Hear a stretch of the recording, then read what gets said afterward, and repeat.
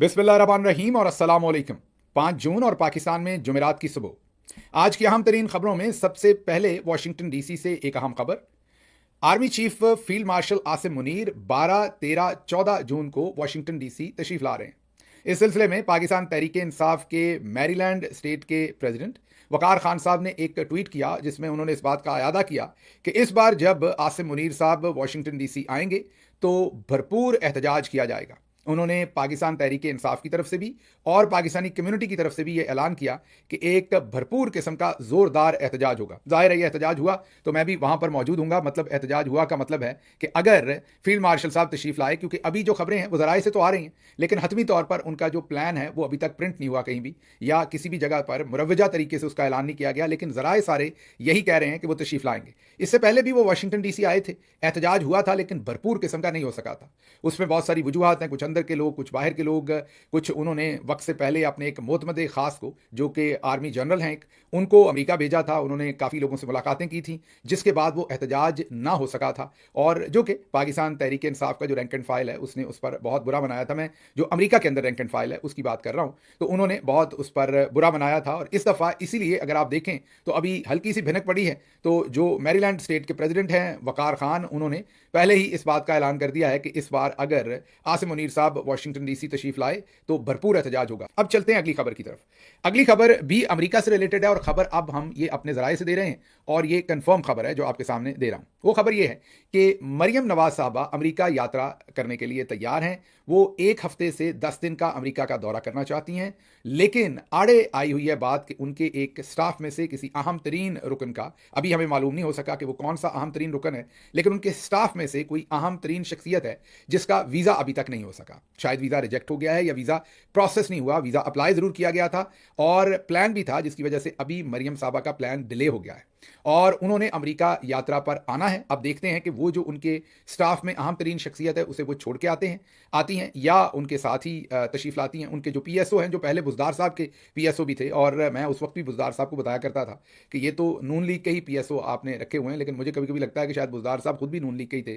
तो कहने की मेरी बात यह है कि उन्होंने अपने तमाम पीएसओज माशाल्लाह वही रखे थे जो पहले भी नून लीग के साथ काम करते थे, और बुज़दार साहब के जाने के बाद भी नून लीग के साथ ही काम कर रहे हैं। और बुज़दार साहब इस वक्त ठंडे आम करके खा रहे हैं, और पाकिस्तान में ही होते हैं, और बड़ी उल्फत और चाहत के साथ वो आमों को ठंडे दरिया के पानी में डाल के उधर गाना लगाते हैं, कुर्बान जाना सारा ज़माना, और पाँव दरिया के अंदर डबो के वो ठंडे आम खाते हैं। बहरहाल चलें, अच्छी बात है जो भी वो खाते हैं, इसमें कोई बुरी बात नहीं। लेकिन बात चल निकली थी मरियम साहबा की, तो मरियम साहबा भी अमेरिका तशरीफ लाने की कोशिश कर रही हैं। अगर आई तो बिल्कुल उनका भी भरपूर इस्तकबाल किया जाएगा, मैं अभी से बता रहा हूँ, और भरपूर किस्म के मुजाहरे होंगे। जहां भी उनकी कोई अपीयरेंस हुई वहां पर भरपूर किस्म का एहतजाज होगा। अब चलते हैं इससे अगली खबर के साथ, और अगली खबर भी इन्हीं से रिलेटेड ही, एक फैमिली लिमिटेड पार्टियों से रिलेटेड है। पाकिस्तानी कौम भी बहुत ही जज्बाती भी है और शॉर्ट साइटेड भी कई दफ़ा हम हैं, और ऐसी ऐसी चीज़ पर भी तालियां मारते हैं। मसलन ऐसे भी कारनामे हैं कि हमारा को अपना बुजुर्ग जो है वो साइकिल से मोटरसाइकिल पे गिर जाए तो हम ऐसी कौम है कि बजाय उनको उठाने के वहां पर तालियां मार के हंसते हैं कि देखो कैसे गिरा। ऐसी ही एक हरकत बिलावल जरदारी साहब ने की है वाशिंगटन डीसी में। बिलावल जरदारी साहब वाशिंगटन डीसी में, आपको पता है कि चौधरी साहब की तरफ से भेजे गए हैं और सफारतकारी करने के लिए इंडिया के खिलाफ। तो उन्होंने यहां पर एक ऐसा बयान दिया जिसने सबको हैरान कर दिया। लेकिन पाकिस्तान में लोटपोट लोग हो रहे हैं, खुश हो रहे हैं एक मीम के ऊपर। पाकिस्तान की एक छोटी सी बच्ची है जिसने ट्विटर के ऊपर अब से चंद दिन पहले एक ट्वीट किया, और उन्होंने लिखा कि मोदी, ये जंग के दिनों में एक छोटी बच्ची है जिसने अपने ट्विटर अकाउंट के ऊपर एक ट्वीट किया और ये कहा कि मोदी जो है वो टेमू की कॉपी है। टेमू जो एक ऐप है अमेजॉन की तरह, चाइनीज़ ऐप है, चाइनीज़ कंपनी है।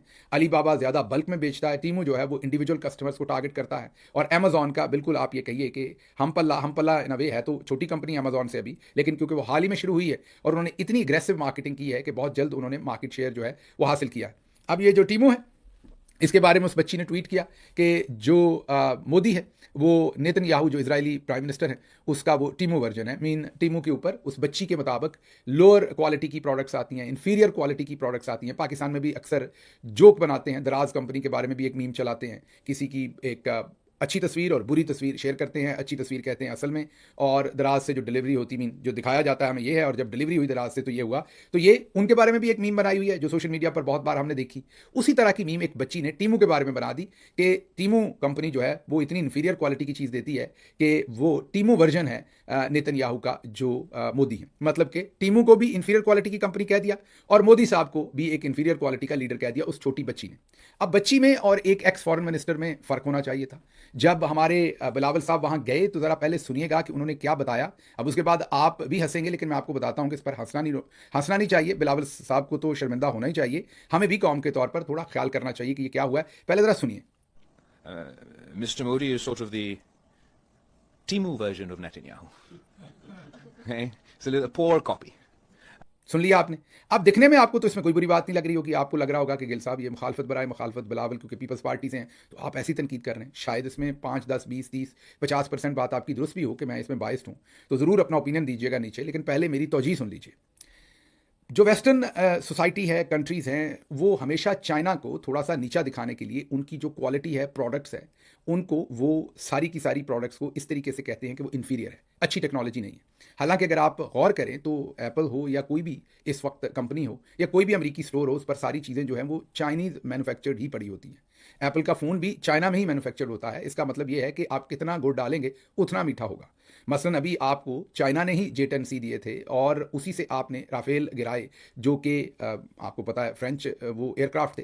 तो अगर आप चाइना के अंदर गुड़ ज़्यादा डालेंगे तो एप्पल का फ़ोन भी वहाँ बनता है, वहाँ पर J-10C भी बनते हैं, वहाँ पर PL-15 मिसाइल भी बनते हैं जो कि राफेल के मिसाइलों से ज़्यादा दूर जाते हैं। तो वहाँ की टेक्नोलॉजी अभी हमने आजमा के देखी, चला के देखी तो सामने आया। अब अमेरिका जो है वो चाइना का सबसे बड़ा कंपैरेटर है, और उसके बाद अगर किसी के साथ चाइना के सींग फंसे हुए हैं तो वो इंडिया है। तो दोनों की बात है। मीन जो हमारे एक्स फॉरेन मिनिस्टर हैं वो इंडिया के प्राइम मिनिस्टर की तौहीन करना चाहते हैं या उसको थोड़ा डिमीन करना चाहते हैं या उसकी थोड़ी सी उस पर कोई थोड़ी सी मीम करना चाहते हैं, और अमेरिका में खड़े होकर कर रहे हैं, लेकिन बेइज्जती जो है वो चाइनीज़ कंपनी की कर रहे हैं। उन्होंने कहा कि ये टीमू की कॉपी है और साथ एक्सप्लेन भी किया कि पुअर कॉपी है। मतलब कि टीमू जो है वो पुअर कॉपीज़ बेचता है, मतलब कि टीमू जो है वो एक इन्फीरियर कंपनी है जो पुअर कॉपीज़ बेचती है प्रोडक्ट्स की। अब एक मिनट के लिए ये मान भी लें कि ये बिल्कुल दुरुस्त है और ऐसा ही है, तो पाकिस्तान की जो चाइना से दोस्ती है उसमें ये पाकिस्तान को तो नहीं कहना चाहिए ऐसे ये दो लोग लड़ रहे हों और एक बंदा कहे कि तुम फलां की तरह के बदसूरत हो, और वो जो फलां जिसकी तरह का आप कहें कि बदसूरत हो वो फलां आपका बड़ा अच्छा दोस्त हो, तो वो आपको पूछेगा कि यार लड़ तो आप दोनों रहे थे, बीच में मेरी बेइज्जती क्यों कर रहे हो आप, और मैं तो आपके साथ खड़ा हूँ इस सारे कॉन्फ्लिक्ट के अंदर। तो उसी टीमों की टेक्नोलॉजी के साथ आपने अभी राफेल गिराए, इंडिया के साथ मुकाबला किया, उसी चाइना की एक मेजर कंपनी, और ये ध्यान में रखिएगा कि चाइना का जो सिस्टम है वो दूसरे मुल्कों की तरह नहीं है, बहुत डिफरेंट है। चाइना की अलीबाबा हो या टीमू हो या शॉमी फोन हो, कोई भी कंपनी उनकी है, चाइना की गवर्नमेंट उनके पीछे खड़ी होती है। चाइना ऐसे एक्ट करता है जैसे वो उनके नेशनल एसेट्स हैं, और हैं भी। तो आप एक किस्म की ये जो टीमू है इसको भी आप यही समझें कि चाइना की एक कौमी कंपनी है, और उसको आप अमेरिका में खड़े होकर उसकी तशबीह दे रहे हैं इन्फीरियर घटिया क्वालिटी के साथ, और मोदी का तमस्कर उड़ाने के लिए आप उससे पहले टीमू का तमस्कर उड़ा रहे हैं और ये बताना चाह रहे हैं कि टीमू जो है वो इन्फीरियर पुअर कॉपीज बेचता है। अब मुझे नहीं पता कि टीमू इसके ऊपर जाहिर है नहीं कर सकता, अमेरिका के कवानीन ज़रा डिफरेंट है, वो इनके ऊपर हद के इज़्ज़त का दावा तो नहीं कर सकता, लेकिन शायद पाकिस्तान जैसे मुल्क में तो हो सकता है टीमू को ये कहना, एक कंपनी के बारे में ये कहना। लेकिन अमेरिका में थोड़ी सी फ्रीडम ऑफ स्पीच के पैरामीटर्स डिफरेंट है, यहाँ पर इस तरीके से केसेस मेरा निकाल के हो सके। लेकिन उसको छोड़ दीजिए केस को कि हो सकता है कि नहीं, ये पाकिस्तान के एक्स फॉरेन मिनिस्टर हैं, इस वक्त ऑफिशियल डेलीगेशन के सरबराह हैं,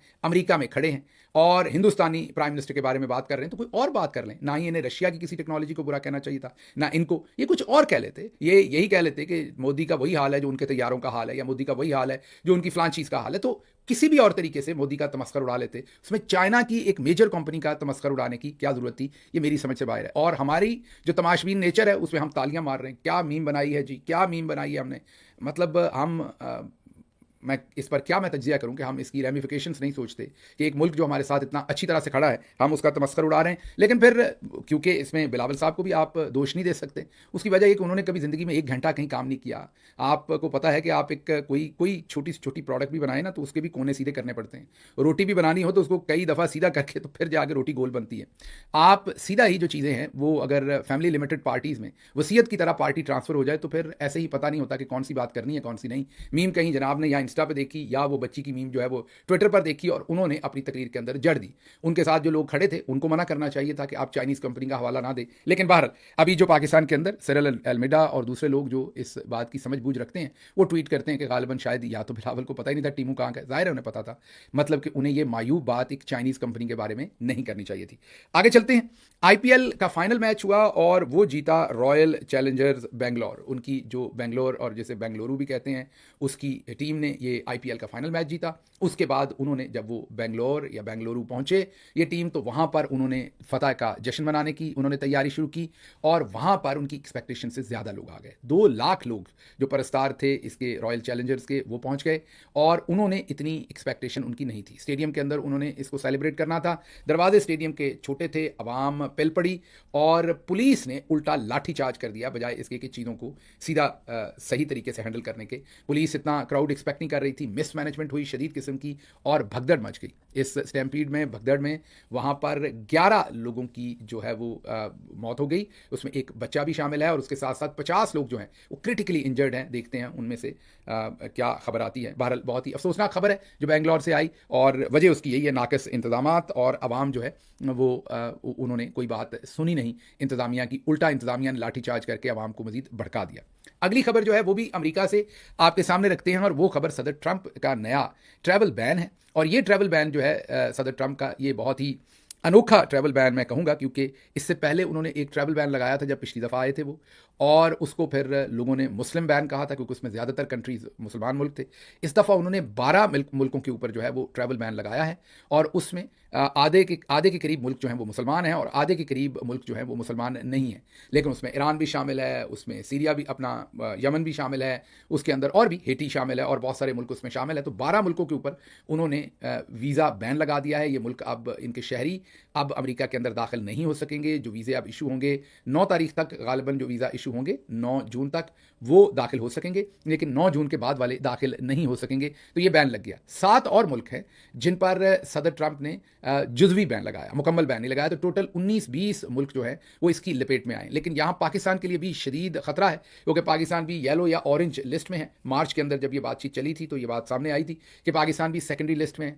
अब यहाँ पर सदर ट्रंप जो है उन्होंने, मेरे ख्याल में ये मेरा तज्जिया है, कि बड़ा एक फाइन स्ट्रोक इस दफ़ा खेला है। पिछली दफ़ा ज़्यादा मुसलमान मुल्क थे तो उसको उन्होंने मुस्लिम बैन कह दिया था और उसके ऊपर अमल नहीं कर सके थे सदर ट्रंप अदालतों ने, इसलिए शायद उस बैन को नहीं टिकने दिया था कि इसमें आप एक मज़हब को टारगेट कर रहे हैं। इसलिए इस चीज़ को सीधा करने के लिए उन्होंने इस दफ़ा बहुत सारे मुल्क जो मुसलमान नहीं हैं उनको भी इसमें रखा है, जैसे बर्मा भी इसके अंदर है। अब जो 12 मुल्क हैं उनके अंदर उनको भी रखा है बैन के लिए।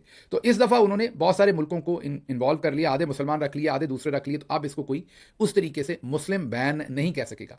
वजह उन्होंने ये बताई कि जो बोल्डर कलोराडो के अंदर एक शख्स ने बम फेंक दिया था, पेट्रोल बम लोगों के ऊपर, और वो शख्स जो है वो इजिप्शियन सिटीजन था और कुवैत के ज़रिए वो गालिबन रिपोर्टेडली वो अमेरिका पहुंचा था। अब ना ही कुवैत के ऊपर बैन है इसमें और ना ही इजिप्ट के ऊपर है। मैं ये नहीं कह रहा लगना चाहिए, लेकिन आपको ये बता रहा हूँ कि सदर ट्रंप ने अपने खिताब में ये कहा है कि ये जो बैन 12 मुल्कों पर लगाया है, ये उन्होंने एक किस्म की तौजीह पेश की कि ये जो बोल्डर में वाक़या हुआ उसकी वजह से बैन लगाना बहुत ज़रूरी है। हालांकि बोल्डर में होने वाला जो वाक़या है उसमें मैंने आपको बताया कि इजिप्शियन सिटीजन है, कुवैत के थ्रू वो अमेरिका पहुंचे हैं, वो दोनों मुल्क इस बैन के अंदर नहीं है। तो फिर बैन की वजूहत कोई और ही है, ये वजह तो नहीं है।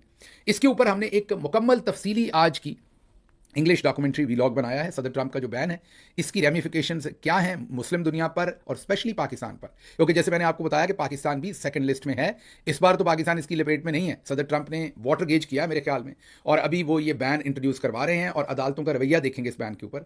अगर ये बैन चल गया तो फिर कोई शक नहीं, किसी भी वक्त वो इसको एक्सपैंड कर सकते हैं और दूसरे मुल्कों को भी इसकी तहवील में ले सकते हैं, इसी जो बिल है या यही जो बैन है उसको। तो इस बार हमने एक इंग्लिश डॉक्यूमेंट्री व्लॉग बनाया है, उसका लिंक जो है वो कमेंट्स में और डिस्क्रिप्शन में आपको मिल जाएगा और हमने व्हाट्सएप चैनल पे भी उसका लिंक आपको भेज दिया। ज़रूर देखिएगा ताकि आपको इसकी एक होलिस्टिक पिक्चर और इसका इंटरनेशनल रिलेशंस पर, ग्लोबल पॉलिटिक्स के ऊपर, रीजनल सिचुएशंस के ऊपर क्या इसके असरात होंगे, आने वाले वक्त में अमेरिका पर क्या असरात होंगे, हमने तफसील के साथ इसको डिस्कस किया है। अगली खबर की तरफ चलते हैं जी। अगली खबर यह है कि राजा परवेज़ अशरफ साहब ने यह कहा है कि इलेक्शन कमीशन ऑफ पाकिस्तान ने अपना वक्त पूरा कर लिया है उनको अब अपने घर चले जाना चाहिए। अच्छा, बड़ी हैरानकुन स्टेटमेंट है, क्योंकि राजा साहब को ये भूल गया कि पीपल्स पार्टी ने 26वीं तरमीम के हक में वोट दिया, जिसकी वजह से चीफ इलेक्शन कमिश्नर मुद्दत मुकम्मल करने के बावजूद ओहदे पर अब रह सकते हैं उस तरमीम के बाद, वरना तो उन्होंने खुद ही घर चले जाना था। शायद राजा परवेज अशरफ साहब को याददाश्त का मसला है, शायद वो गजनी वाली फिल्म आपको याद होगा, शॉर्ट टर्म मेमोरी लॉस है, या मुनाफकत है, मानना नहीं चाहते, वरना ये जो आज वो ऑफिस में बैठे हैं, ये आप ही ने जो तरमीम पास की हुई है उसी की वजह से, और आज आप दूसरी तरफ के बयान दे रहे हैं सिर्फ और सिर्फ गैलरी को खुश करने के लिए। उसके बाद अगली खबर आपके सामने रखते हैं बलूचिस्तान से, जहां पर असिस्टेंट कमिश्नर मोहम्मद हनीफ नूरजई वो अगवा हुए हैं, आपको पता है, उनको अगवा कर लिया है और अगवा किया है BLA वालों ने, और वो अब ये कह रहे हैं BLF ने, जी हाँ BLA कह दिया मैंने, BLF ने, वहाँ पर कई इस तरह के ग्रुप्स हैं, किसी का नाम BLA है, किसी का नाम BLF है, दहशतगर्द ये जमातें हैं, ग्रुप्स हैं। उन्होंने अब ये ऐलान किया है कि मोहम्मद हनीफ नूरजई जो कि असिस्टेंट कमिश्नर हैं, वो हमारे पास हैं, हमारे कब्जे में हैं, उनसे हम तफ्तीश कर रहे हैं, ज़रा गौर करें उनकी भी स्टेटमेंट के बारे में, उनसे हम तफ्तीश कर रहे हैं और मज़ीद तफ्तीश के लिए उनको हमने अपनी तहकीकाती टीम के हवाले कर दिया है माशाल्लाह, और तहकीकात मुकम्मल होने के बाद उनके बारे में फैसले का बाकायदा हम ऐलान करेंगे। मतलब रियासत के अंदर रियासत और अपनी अदालतें, अपने तहकीकाती इदारे, ये वो इंप्रेशन दे रहे हैं BLF वाले। तो ये हमारे जो असिस्टेंट कमिश्नर हैं वो इस वक्त उनके नरगे में हैं।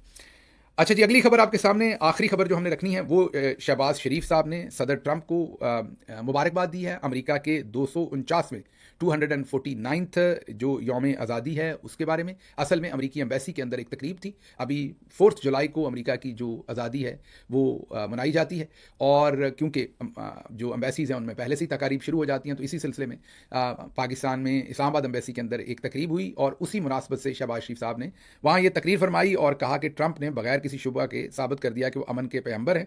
वज़ीर आज़म शहबाज शरीफ कहते हैं कि उन्होंने एक स्टेट्समैन और बेहतरीन डील करवाने वाले और अमन के ख्वाह लीडर के तौर पर अपने आप को साबित कर दिया, और अमेरिका को उन्होंने आज़ादी की मुबारकबाद दी है। अब इसको आप लतीफ़ा समझें, इसको आप सही बयान समझें, अमेरिका ने इस चीज़ को सुनना है, देखना है, या उनकी सेहत पर कोई असर पड़ना है कि नहीं। शुक्र ये करें कि आपके जो फॉर्म 47 के वज़ीर आज़म हैं वो कहीं मुबारक देने के लिए, क्योंकि आपको पता है कि अगर किसी के घर को बच्चा पैदा हो या शादी हो तो लोग मुबारकबाद देने जाते हैं। एक तो रिश्तेदार होते हैं ना, जो MA लोग होते हैं वो मुबारकबाद देने जाते हैं, और उनको बदले में आपको लाख देने पड़ते हैं, लाख मीन टिप देनी पड़ती है, आपको किसी ना किसी तरह के पैसे उनको देने पड़ते हैं, वरना वो आपके दरवाजे के सामने तरह तरह के उनके तरीके होते हैं, कुछ चिमटा बजाता है, कुछ करता है, दरवाजे के सामने खड़े होकर वो अपनी आवाज़ बुलंद करते हैं ताकि आप उनको कुछ दें तो वो जाए।